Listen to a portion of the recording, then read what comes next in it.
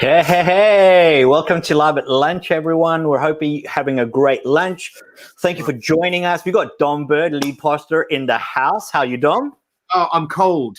I am cold. I feel like I'm back at university in halls of residence. I've got my scarf on, the heating on. It's a cold day today. You look cold. You also look like you're living in a flat share. What is happening right now?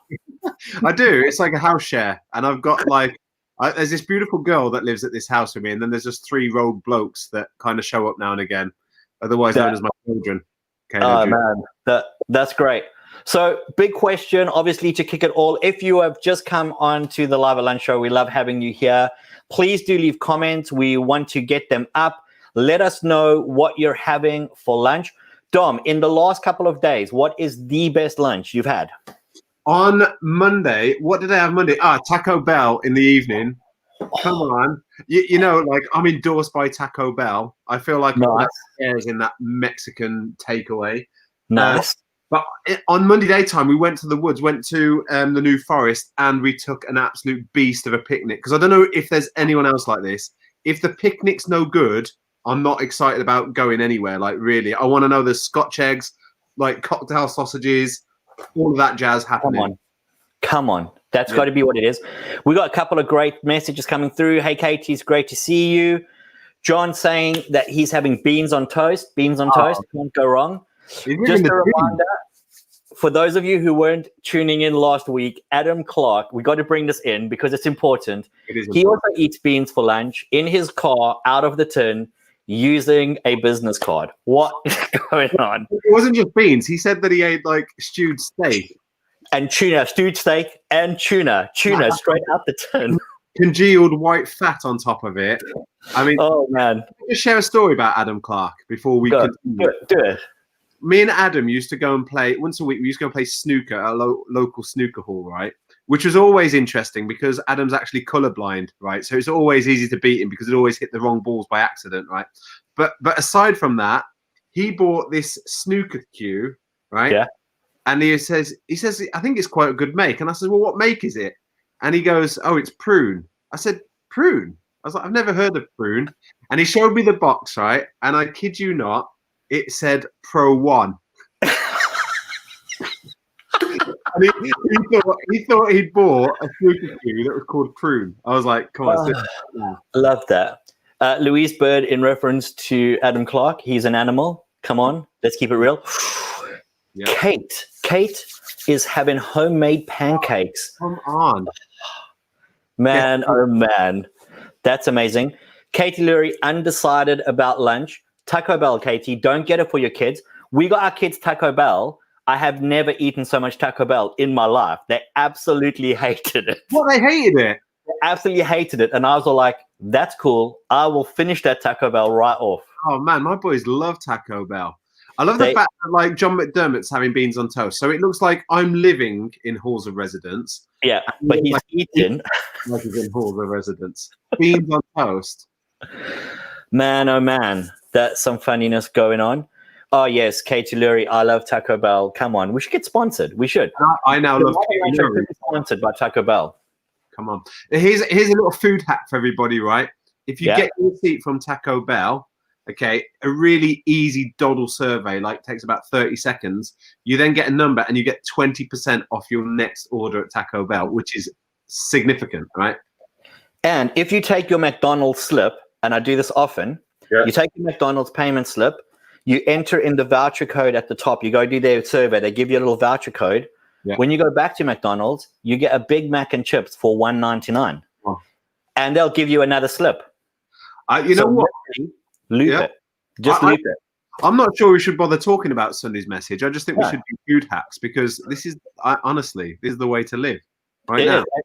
We should actually, this is what you need a notebook for. Don't worry about Sunday notebooks to get any kind of notes during the sermon. The Live at Lunch show, bring your notebooks to work out how to get more McDonald's at a cheaper price. Cool. Anyway, it's so great to have you if you're joining us. We've got a great show. We've got some special guests. I'm going to be pulling the guests on, and then we're going to begin to kind of push forward and get a bit of questions. If you've got questions you want Dom to answer about Sunday, if there's stuff you're going, I don't agree with what you said, put it in the comments. We want to pull it up and we want to get into it. But without further ado, we're going to be bringing out further ado. It sounds like a Sound of Music, pal. I know. Where did that come from? I feel like I'm like I should have your scarf on because I'm like 94 years old. That's ridiculous. Anyway, we're going to be bringing our guests on after this.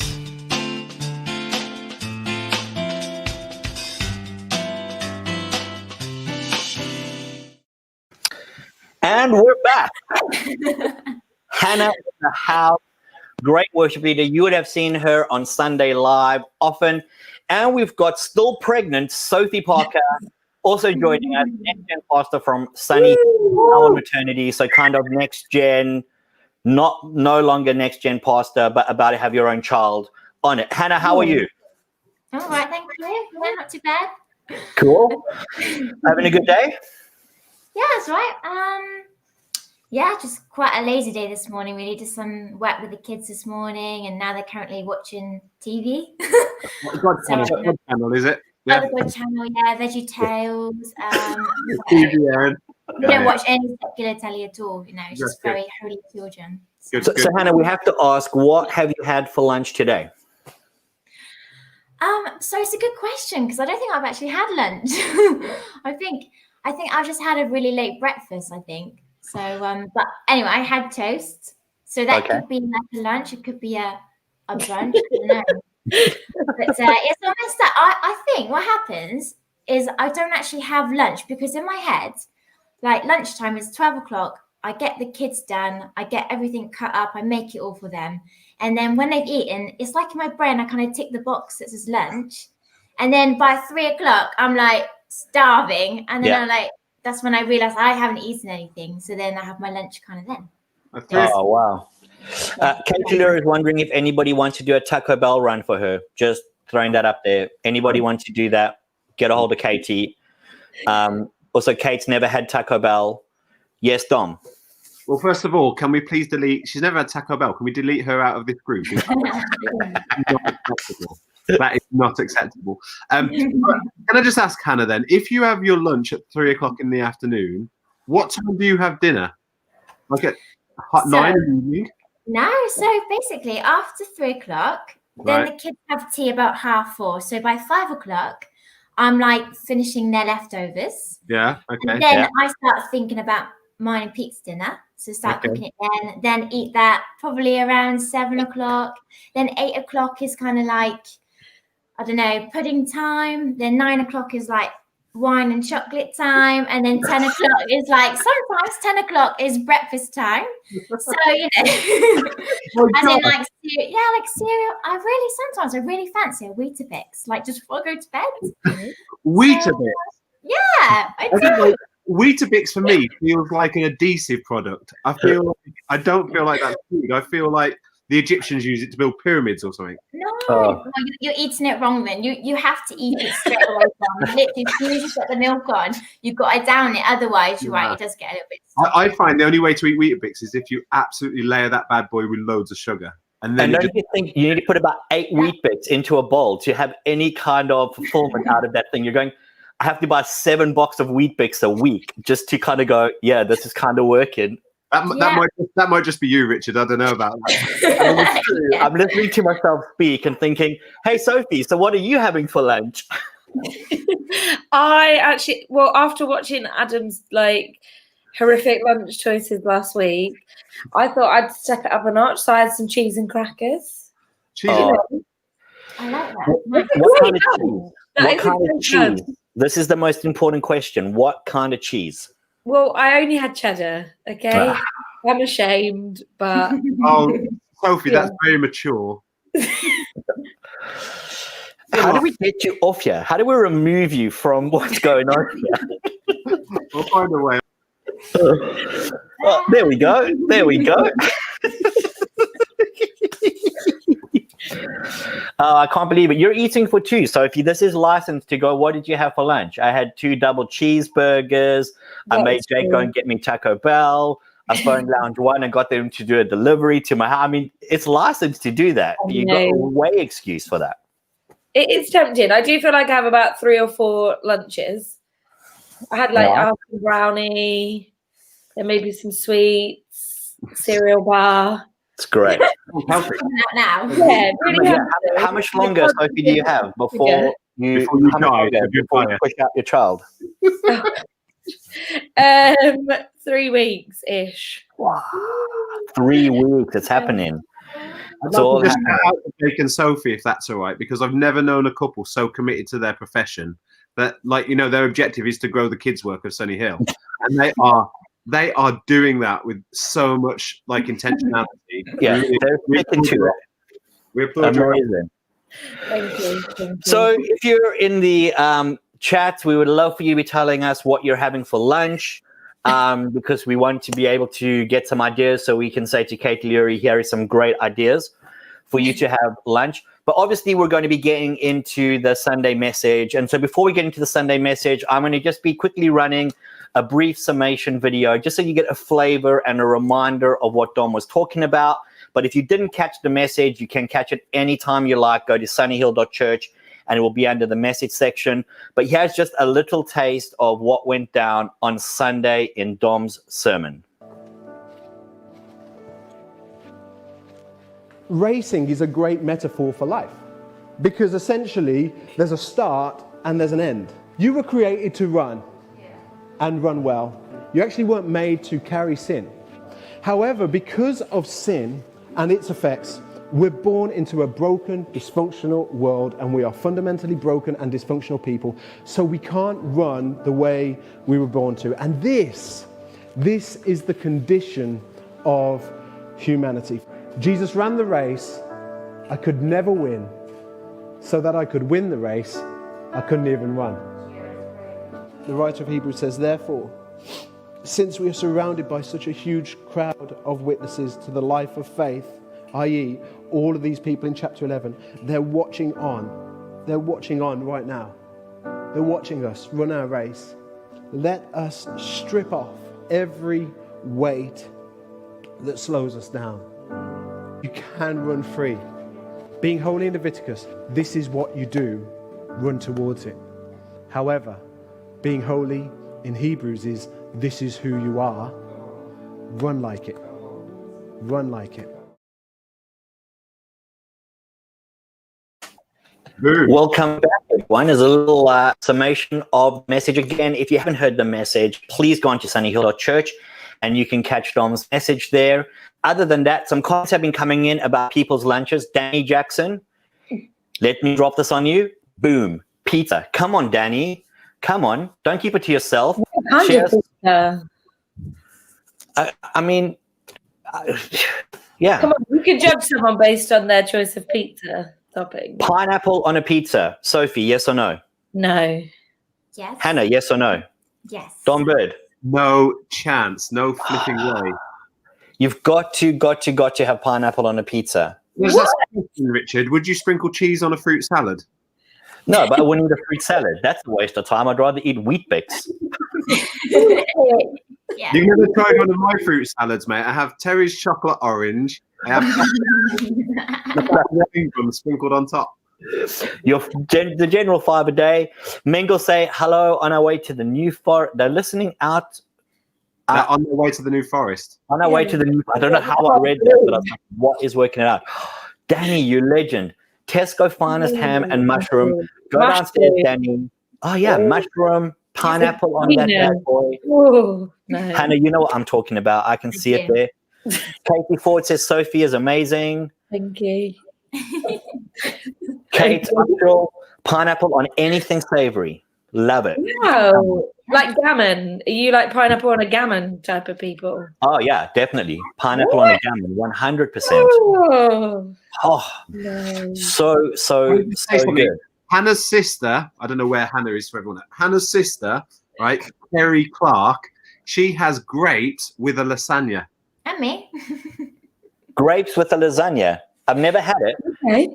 but I have had camembert or brie and grapes on a sandwich. Camembert. Camembert. Camembert. B-E-R-T. You don't want Richard. What do you call it? Yeah, mate, it's camembert. Yeah.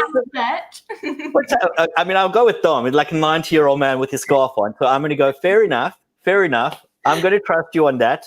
Camembert. Come I and think you're all wrong. Great. Think you're all wrong. Camembert. Yeah. That little character, Camembert. The little white head coming on. I'm Camembert. Nothing. Well, fair enough. We're going to be back after a short break.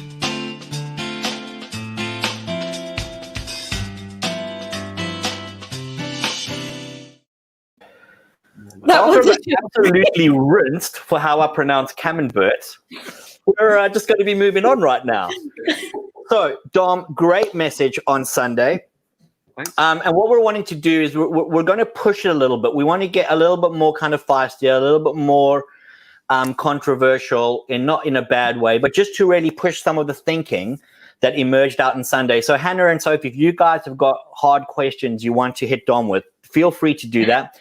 And if you're in the chats, also, please feel free to post some of your questions. We'd love to pull them out and kind of get into them. Oh, but before we do, this is really important. Pineapple on a burger, yes. Pizza, yes. Cheese and pineapple sandwich, Chinese with pineapple, yes. It's happening. I'm approving all of those choices right now. Bush Love took a it in so many trial. ways. As a Bush took a trial all day long. So, Dom, off the bat, the question I have is, one of the things you spoke about in your sermon was this idea generated around that if you aren't a believer, if you don't know God, you kind of live your life trying the best you can, and all that you're rewarded with at the end is kind of death. Yeah. And the way you communicated it was to kind of look and go, but there's something better. Yeah. But I think for a lot of people, potentially the idea of I've had a fulfilling life and then I die is actually not such a bad thing. Yeah. Why would you see it as being such a bad thing, and what should that really mean for the regular person? Yeah, well, being honest, I would say from the outset, I'm not sure it's possible to have a fulfilling life without Jesus. I just don't know if that's possible. Whether you can actually live a life fully experiencing the fullest measure of love, joy, peace, all of those things that I think are so central to a Christian's life. And it doesn't make us better than anyone else. It's just this idea this is available for all of humankind, but I think it can only really be experienced in Jesus. So I would say to a person who's had a fulfilling life, I'd want to say, okay, well, what has been your win? Like, has it been earning money? Has it been accumulating property? Has it been having so many marriages? Like, and then I would want to kind of, I guess, run that through the filter of what I believe to be true, what I know to be true, and saying, I think you've really missed out. Basically, I think generally the world puts this slant on it that like you're winning the race when you've got, you know, a family, or maybe you've got a successful career, or you've got a detached house and you've got 2 family cars, whatever it may look like. But man, that's not where life is really experienced. So I just want to push back on the premise from the get-go. Yeah. But how would you respond if they kind of pushed you and said, no, but my life is fulfilling. I don't have Jesus, but I feel fulfilled. Yeah. Do you think that it's an emptiness? Do you think it's a lie? How does that fit together? I don't think it's a lie. I just think it's a case of, I'd say, you ain't seen nothing yet. You think this is good. You try Jesus. And I think that's a cool thing that we can say when we're sharing Jesus with people. What have you got to lose? Yeah. Really, I mean, you put your confidence in your work, but then let's say a person loves teaching. All right, cool. But what happens if you lose your job? Let's say a person feels like just the breath of heaven when they're running. What happens if they lose their legs? And I know that sounds really grim. Like, there has to be something deeper, something more meaningful that happens on the inside. So I wouldn't challenge anyone's claim that they've lived a fulfilled life, because all they can compare it to is what they've known. But all I want to say is, you ain't seen nothing yet. Try Jesus, man. Go to the next level. So, Sophie, I'm just going to quickly just drop that onto you. In terms of what Dom's saying, obviously, you're in a teaching environment. For those who don't know, while Sophie's our next-gen pastor, she also is a TA at a local school and does an amazing job there. Does she? How would you know that? Okay, how would you know that? Yeah, actually, prove it. Prove it. That's what Sophie says. She says, prove it. All right, prove it. So do you agree with what Dom is saying? I don't know why I'm pointing up, because actually on my screen, do you agree with what, hold on, hold on. Let me. Do you? This Okay, is the classy as the do you camembert agree with what Dom is saying? I mean, obviously, you're engaging with people every single day who are basically just striving for self-fulfillment, going, I want to try and make some money. I want to just have a happy family. Do you think that they would resonate with what Dom's saying, or are you like, no, I don't think that they would? I think probably both, just to sit on the fence. I think that people do honestly believe that they've had a fulfilling life so far, or a lot of people. Some people obviously haven't, but I also think people are probably more open-minded than we give them credit for. So even just to like challenge them back and say, well, you haven't tried Jesus yet, for want of a better word. You haven't tried this other life yet. So how would you know that it's more fulfilling? I think people are way more open-minded than we think. Yeah. I think that conversation is never a comfortable one because people are comfortable where they are. They don't want their feathers ruffled. They don't want a change of pace even. Yeah. But no, I think unless there's people like us to sort of challenge that mindset, I think they could quite easily stay in that place of, yeah, my life's fulfilling and I'm just going to make it to the end, mortgage free, hopefully. Do you know what I mean? Things like that. Yeah. Does that answer the question? Yeah, no, it's really good. I mean, it kind of prompts me, which is a little bit what I wanted to push the first question from onto, which is this idea of what practical difference then does living holy actually make? Because if I can live a seemingly fulfilled life without any of this stuff, like why should I actually pursue this stuff? Dom, in terms of your own thinking, why should we pursue this stuff if we can't find this fulfillment potentially? And it might not be I want to say true fulfillment, but it's a perception of fulfillment. Like why even pursue holiness? Yeah, I think holiness, what we have to understand with holiness, it's not about a list of do's and don'ts. It's not about coming to a prescriptive set of laws. Although that's how in the Old Testament, like I said on Sunday in Leviticus, that's how we understand holiness because of Leviticus. Do this, don't do that. Do it this way, don't do it that way. But actually, it's actually life-giving. It's about life. So, for example, if a person came to me and said, I really want to drive down the wrong way of the motorway, you know, I think that would make me happy. I could go, oh, okay, then cool. If that's what you think will make you happy. But actually, what we understand is nothing good can come from that for you or the person you're going to drive into. So actually, by creating parameters and boundaries for people in which they can flourish and actually not, like, I love it what Jesus says in John 10. He says, I came that they may have life, but not just life, but have it in abundance. And I think like what the world experiences is life. You know, that moment when they skydive out of a plane, there's a sense of adrenaline and a sense of, it'd be ridiculous to say, no, they're not experiencing life. Of course they are. You know, or when they look at an amazing vista like the Grand Canyon, they're experiencing something of life because they're connecting to something of how they've been made to be kind of in awe and all that kind of stuff. But that life in abundance, I just think can only be experienced in Jesus. And kind of conversely, it doesn't look like everything being amazing. It actually just looks like everything being healed, everything being right. So, for example, like it may not look like you've now got $1 million mansion because actually the way of the cross is actually about self-denial and self-sacrifice. But actually there's life in that. There's life in those boundaries and parameters that we can't even begin to understand, I think, outside of, and I think even us four in this room, we're not even touching the surface on all the life that's available in Christ. And I think what holiness does is it just creates parameters. It creates a highway, which actually leads us to increasing freedom and joyfulness, you know? Yeah. Yeah, that's great. I suppose for me, I want to push that a bit back onto you and go then in your life, what does that look like? How does that actually translate? The sacrifice, all of these things, and going in all of the sacrifice and some of all of this hardship that can come along. Oh, it's really great. And look, my life is so fulfilled. Yeah, I just think it feels like on the inside, I feel like I'm at peace. And I think that's a big factor. So it's not, I think the problem with the world's approach and the world's economy, we equate fruitfulness, success, and happiness with everything that we can measure on the outside. And I think that's why it becomes a hard conversation to define, because if I say, actually, I live on the streets, I don't have a job, but actually I'm healed on the inside, that person can experience more joy and more life than somebody who has ascended the highest rank of their workplace, raking in the money, but yet experiencing total depression, anxiety, insecurity. So it is about an inner healing. So what Paul says in 2 Corinthians 5, he says, therefore, if anyone's in Christ, they're a new creation.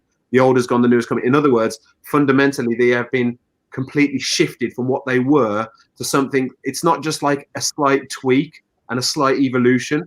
It is an overhaul of who you are as a person. And for me, I just think that's really, really amazing, because obviously I've experienced that now for a few years, but I haven't always been a Christian. So you've got to remember that. I still remember what it was like before that was true for me. And that's I guess, where I'm speaking from. And that's why I guess you're trying to compel people constantly. Try Jesus, as cheesy as it sounds. Give him a go. Like, he's amazing. But Hannah, do you find, so for those who don't know, Hannah's homeschooled. She's got 2 amazing kids, and she homeschools them. How does this translate for you, Hannah, into your everyday life? Your kids are at home, they're kicking off, they're going absolutely mental. You know, it's still 6 or 7 hours away until you hit 10 o'clock where you can have your wine and your chocolate. You know, how does this translate into your everyday? Yes, good question. I think, like, for me, one of the key things is, you know, it's one thing inside of me to have that desire to be holy, but it's also like when you have kids involved as well, it kind of like it raises your own game, because, you know, you've got little ones that are watching you and that are kind of taking on what you're doing and stuff. And so for me, like, motivation to be holy isn't just for myself, also for the little ones that are watching me.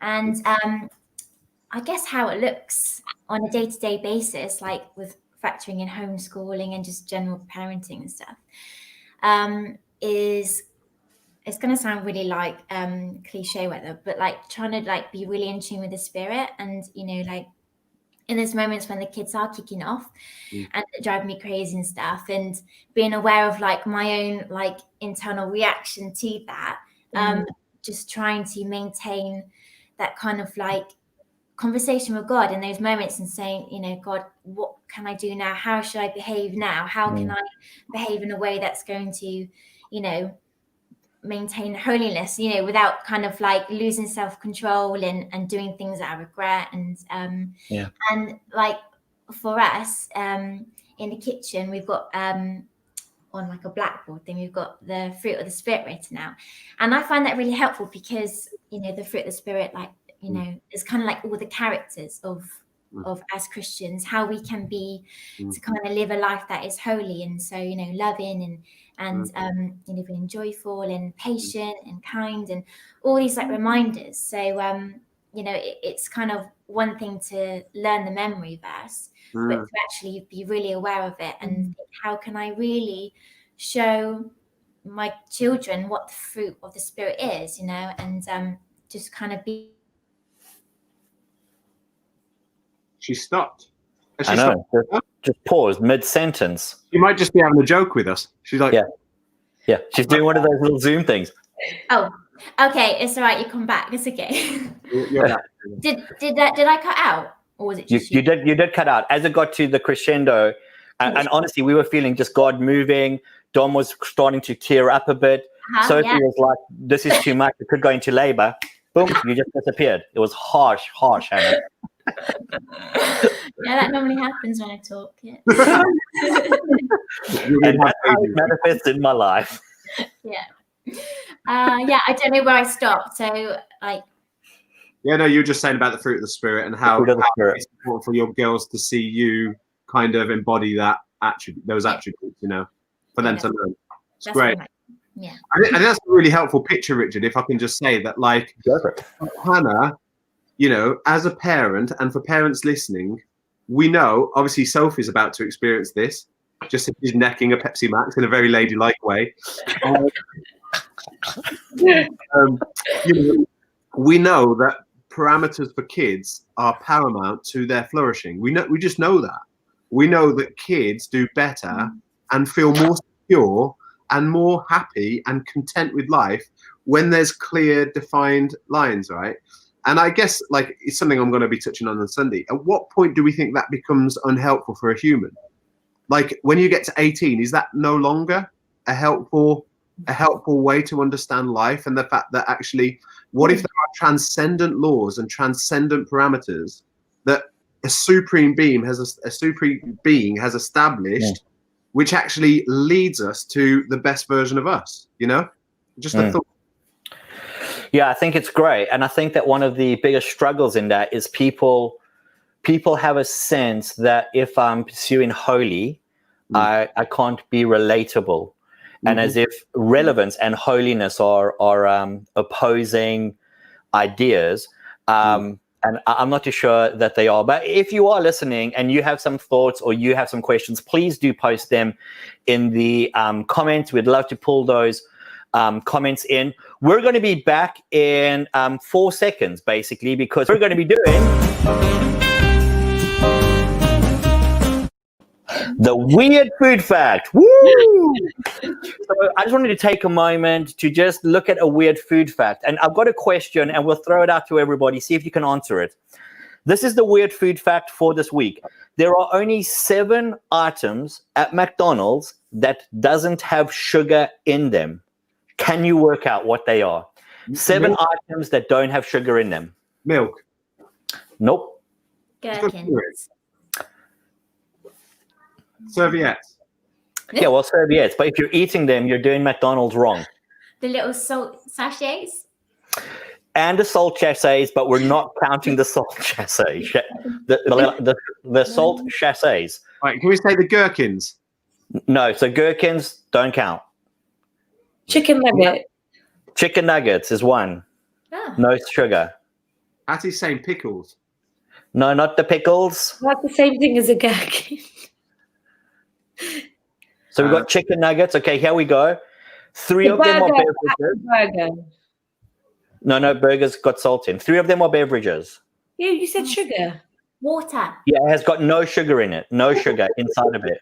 Yeah, but you just said burger, and you said you wouldn't give it to me because you said it had salt in it. No sugar. Okay, so I'm going to tell you the 7 things at McDonald's that doesn't have sugar in it, because this is horrendous right now. Sugar-free. There we go. Now this is interesting, Danny Jackson. You're correct, but only the diet Coke doesn't have sugar in. Wow. All the other zeros have sugar in. So we've got chicken nuggets, we've got Diet Coke. What you have every morning, Sophie? Coffee. Coffee, black coffee, no sugar in it.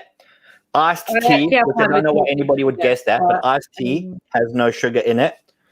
Oh. Next one, here we go. Come on, number 5. Anybody want to throw out a guess? Are we still thinking about beverages?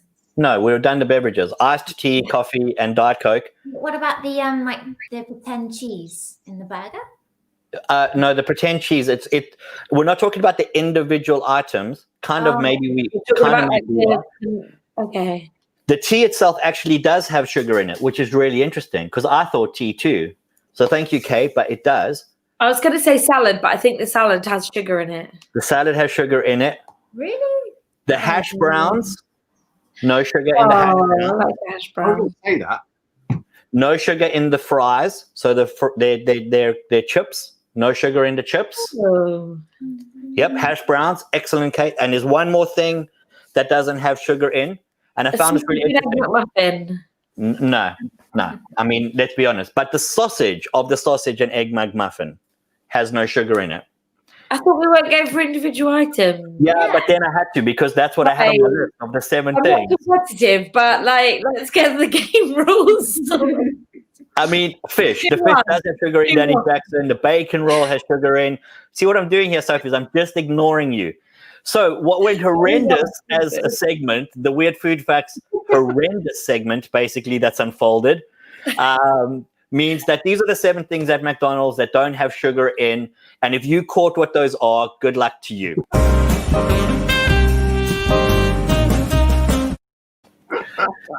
I don't even know what to say to that segment, really. It's pretty. I like how the goalposts move all the time. I know. That's sugar in. No, that's got salt in it. Yeah. I said no potato. What's that potato? No, I said hash brown. It got out of control really quickly. And when I did it, I thought, oh, this would be really, really fun. I realize now that I need to get better people in the audience. That's what I realized the problem was over here.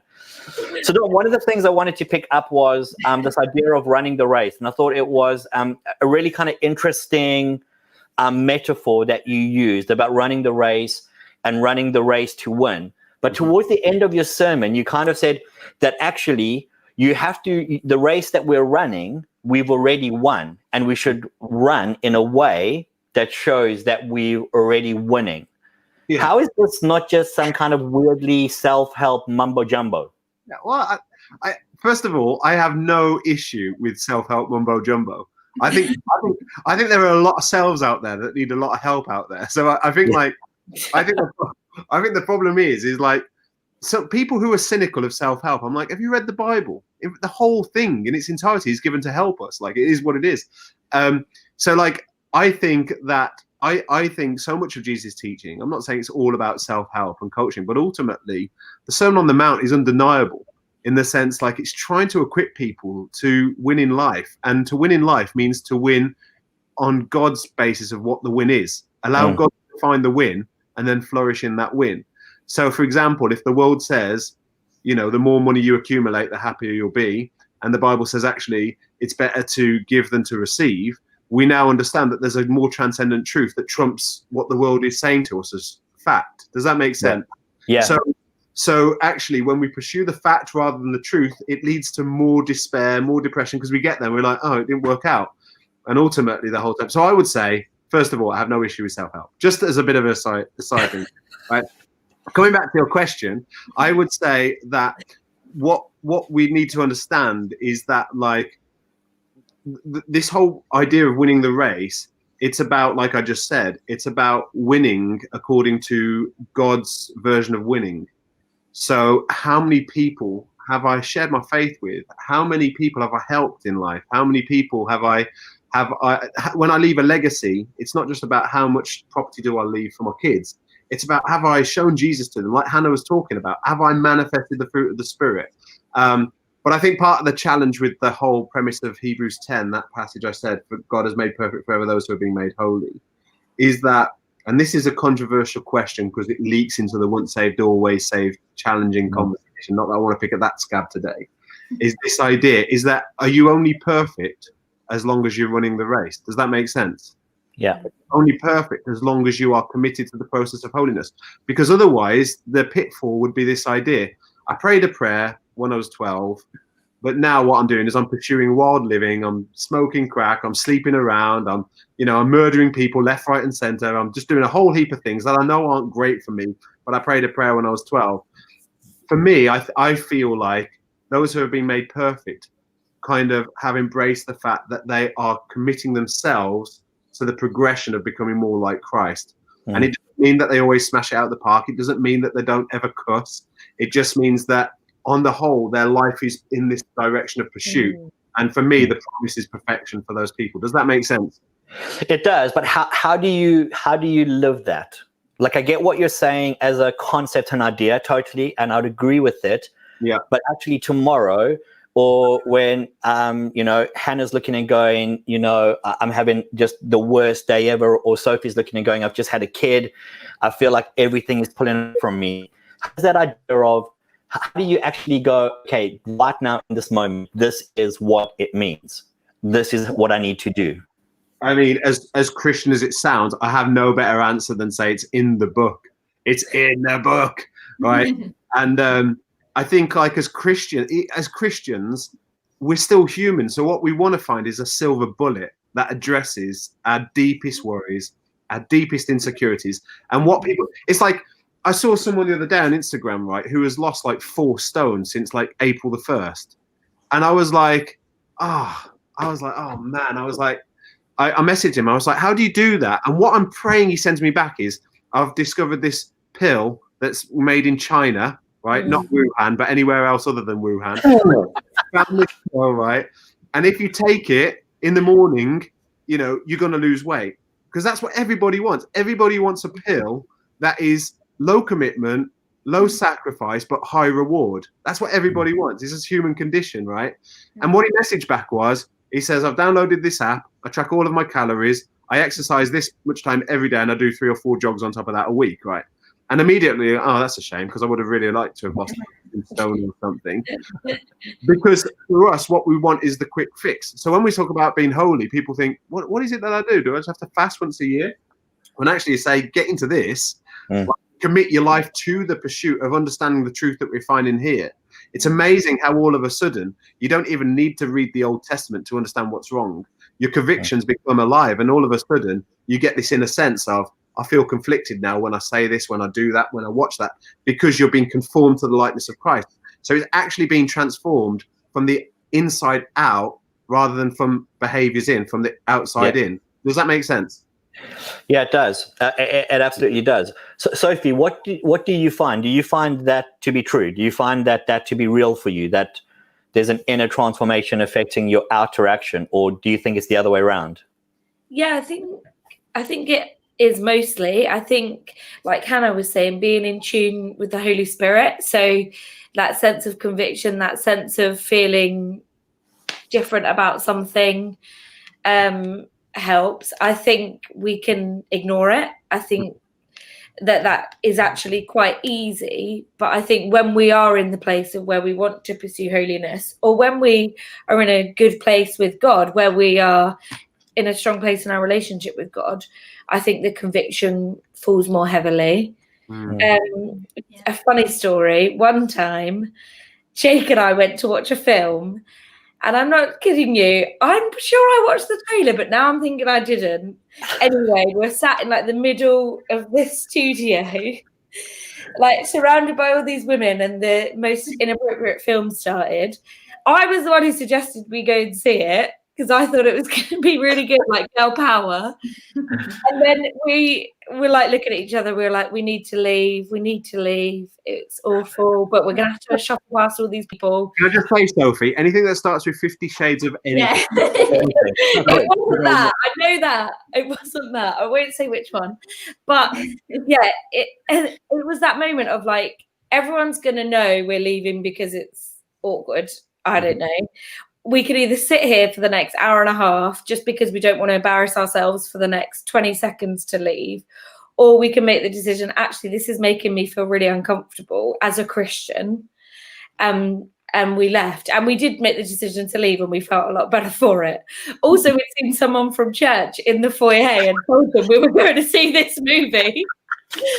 So then I had to go and find them and say, the following Sunday, and be like, don't go and see that film, it's awful. I think that's a really small example of when we have to make those calls. Like, will I sit here, feel a bit uncomfortable, but also people won't know that I feel uncomfortable, or will I feel awkward for 20 seconds while I leave? And if anybody asked, you get to share that example. I don't know. Does that make sense?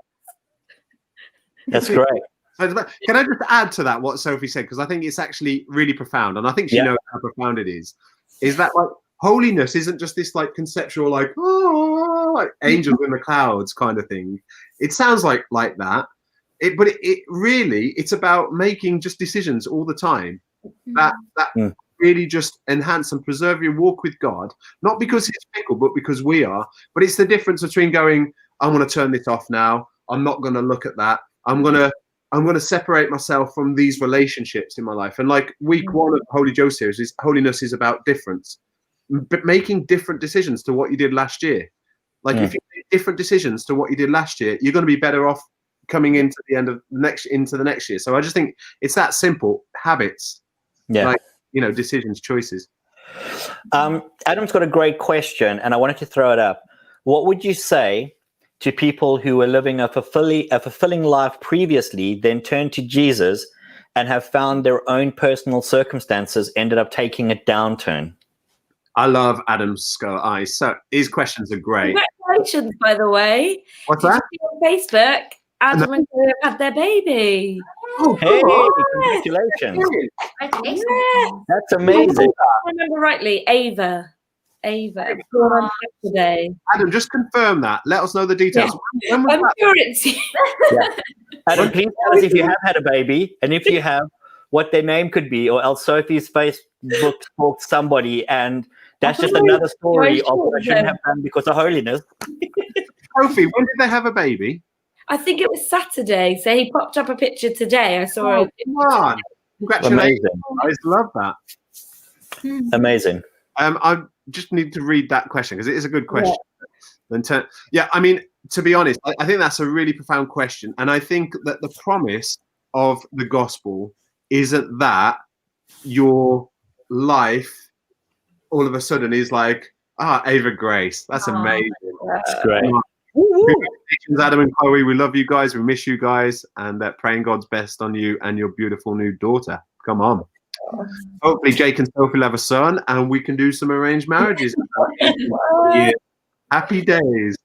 I'm all for arranged marriages. I'm all for that, by the way, because I've seen some of the stupid decisions my kids make. So I'm like, I'm going to pick your wife for you, like right there. Anyway, that's an aside. Louise told me that she was for arranged marriages because it would have given her an excuse for what's going on here. Yeah. So Adam, what I think, right, is I think that it does, defining the win really matters. So if our win is governed by the world's version of the win, like let's just say that the early church would never have worked, the disciples would never have followed Jesus, because when Jesus called them, they left their livelihoods, they left their means to earn money and to make a life for their family to pursue Jesus. But when you look at the win from the kingdom's perspective, when Jesus asked the disciples a bit later on, when he brings some challenging teaching, he says to the disciples, like, do you want to go as well? Do you want to leave me? Because now's your out. Like, if you want to get out of jail free card, you can play it now. Like, Jesus gives them that invitation. We always think about the initial invitation to come. We don't recognize the invitation to go. And Peter's response is, he's like, Jesus, where else do we go? Like, you're the only one who's got the words of eternal life. Like this idea that when you speak, something inside of me comes alive. When you speak, there's something inside of me that is just like moved to the next level. Now, I would say that like most of those early apostles led their end path or end race ended in martyrdom, like crazy, horrific martyrdom, but yet they still won. And that's the paradox of the kingdom, is that dying now isn't the end. Dying now isn't the loss. Even Paul says, he says to die is gain. Like, in other words, I win when I die. And he says, like, to me, it sounds so grim and narcissistic, but that's the reality of the gospel. And what I would say is, like, my experience is that your circumstances may take a downturn because sometimes you come through challenging seasons, but God often uses that to really build you into the person that he wants you to become. So to not get discouraged and to just keep going in the race and just to keep making the right decisions every single day.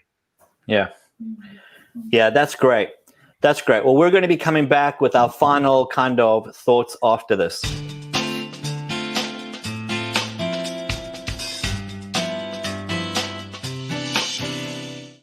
Loving those little bumpers, mate. I know, they're great. Great. I'm telling you, I'm all over it. It's what's going on here. Except for the weird food one, because all of you basically don't know how to guess properly McDonald's item menus, and I don't know what to say to that. But we will never do that again.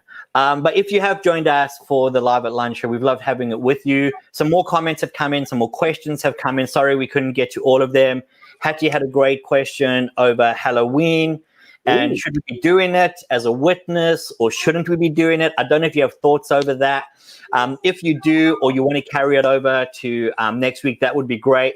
But we're going to quickly go to Sophie. Sophie, have you got any last things you want to say, kind of coming off Sunday's message? Anything that you are kind of going, this was great, this really kind of hit me? There may have been nothing or gone, yep, this really kind of spoke to me. I thought it was great. Well done, Dom. Thank you, Sophie. No, I thought it was really great. I think I love seeing the visual. Obviously, Jake, fantastic person to choose.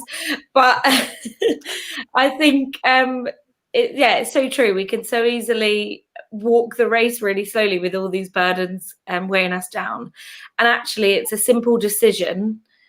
That decision to follow Jesus, that decision to pursue holiness, and that allows us to let go of those things. But like we were talking about, it's practical, everyday decisions that really make a difference. That I think makes a difference in our relationship with God as well, because he honors those decisions. You know, they're not wasted. The decision to pursue holiness is never wasted. Like we were talking about, it's the most fulfilling way that we can go. So yeah, I loved it. I've loved this series so far. It's been great. It's great. Hannah, any last thoughts around holiness and anything that you want to throw out that you're going, I really just feel like I want to say this and people should listen to me right now and take it away. And if the screen doesn't go, we're all ready to receive. Go for it. Okay. So just a thought that came up actually about like from what you're saying, how like there's not just a pill that you can take to be holy, but actually like it's in his word. Basically, like it's a slow process, but it's like a gradual learning process. And I remember a few years ago when I was reading through the Old Testament and I was going through like the first 5 books of the Bible, and just when it came to like all like the different laws that they had to do and stuff, and at the time I remember reading it just being like, oh my gosh, like this is not fun reading this, like this is quite hard work. And but like I just kept kind of persevering, and at the time I couldn't really see like how relevant it was, and you know, like it didn't feel like it was that instant like, oh yeah, I understand this, I can do this now to change my life in this way. But I found though, after like persevering and reading through, just really gradually over like a long period of time, my perception of God like really changed, and I really kind of saw him in a different way, and like in so much more of a holy way. And how really like, you know, the Old Testament, it was just really kind of building up a picture in my head of who this God is, and how holy, you know, he is, and how kind of like separate really we are as simple people. And so like, yeah, just to encourage people, I guess, really who don't really know like the steps to take to become holy, like just like what Dom said, just pick up the Bible and just read it. And even if you can't see like a sudden instant change, just have the faith that, you know, just like little steps at a time, you're gradually building up a picture of who God is, and kind of becoming more aware of his holiness, and and kind of learning from that, and how you can be living a lifestyle that is honoring to him, basically. So good. So good. That's so great. That's so great. I think Hannah and Sophie should preach on Sunday. I think they're awesome. Yeah. So good. So Dom, in 1 minute or less, give us a quick preview of what we can expect this Sunday at Live at Sunday Live. Can't even remember what the name was. Can I commend your faith that you think I can say anything in less than a minute? That's amazing. Oh, no, I'm just going to remove you after a minute. Go. So the big idea this Sunday is we're going to go after the truth issue. We're actually going to break into the second part of the sermon series. So we've done one half. That was kind of quite general. Now we're going to get really specific into the nitty-gritty of holiness, right? Yeah. And we're kind of going to go wholesale after that. And I think it's going to offend some people. I think it's going to provoke some people. But ultimately, I think that if we can do it well, ultimately it will free people. There might be a few at first, but if they track with the series, I think it will liberate them. So I'm excited about it. I'm kind of apprehensive, but I'm just trusting that God's going to speak through me. That's so good. I'm really looking forward to it. It's going to be an absolute stonker of a message. Knowing a little bit of what Dom's been thinking around, you are going to be challenged, and definitely tune in 11 o'clock on any of the kind of social media channels we're on. Just go to sunnyhill.church and you can link there from there. Just one last little abuse. Let's throw that out. Dom usually offends with his clothing. It will be refreshing if it's in his preach.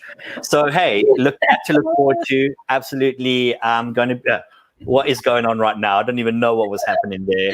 Me embracing my offensive clothing. Well, it's true. It's true. So I'm going to end with this quote because I thought it was a great quote that I read during the week. It says this: "The yearning for holiness is not at odds with the desire for relevance. For while holiness sets us apart unto God, it is God who calls us into the world." I thought that was such a great quote, and I want to leave you with that. We have loved spending lunch with you. We look forward to seeing you at the Live at Lunch show. We will be getting into Dom's message that he's going to be delivering this week. If you haven't listened to the message from last week, please go to sunnyhill.church and you'll be able to pick it up there. Also, go onto our Facebook page, go onto sunnyhill.church, and you can see a whole variety of things going on. We hope all of you have a great half term if you're a parent. Other than that, we all hope you have a good time, and we look forward to seeing you at the next Live at Lunch or at Sunday Live. Bye-bye, everyone. Bye.